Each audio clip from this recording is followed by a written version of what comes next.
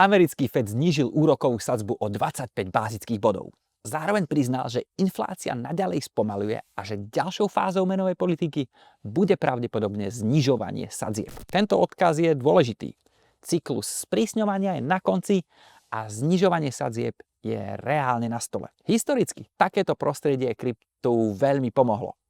Nie preto, že by krypto potrebovalo pomôcť, ale preto, že keď peniaze zlacnejú a investori prestanú byť spokojní len s hotovosťou a dlhopismi, kapitál sa vracia do rastových aktív.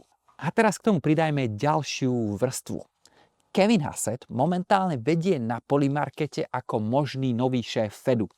Je vnímaný ako holubičejší, toto slovo som si práve vymyslel, viac orientovaný na rast a všeobecne otvorenejší inováciám vrátane krypta. Neznamená to, že sa z Fedu zrazu stane kryptofanklub, ale znamená to menej nepriateľský prístup a predvídateľnejšiu politiku. Zároveň sa tradičné financie potichu približujú ku kryptu. Mám pocit, že túto vetu hovorím už fakt v každom videu. Bank of America dnes odporúča až 4% alokáciu do krypta pre niektorých svojich klientov. A to je naozaj moment, keď sa krypto presúva z experimentálnej kategórie do štandardnej portfóliovej debaty. Rovnako sa správajú aj vlády a inštitúcie.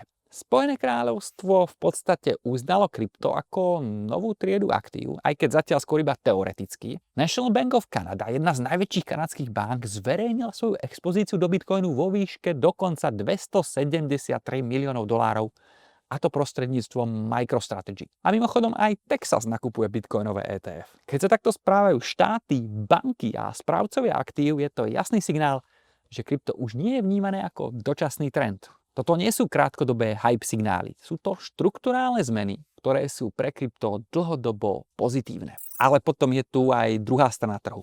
Pozrime sa napríklad na Gondor, nový produkt, ktorý vám umožní požičať si peniaze proti vašim pozíciám na polymarkete.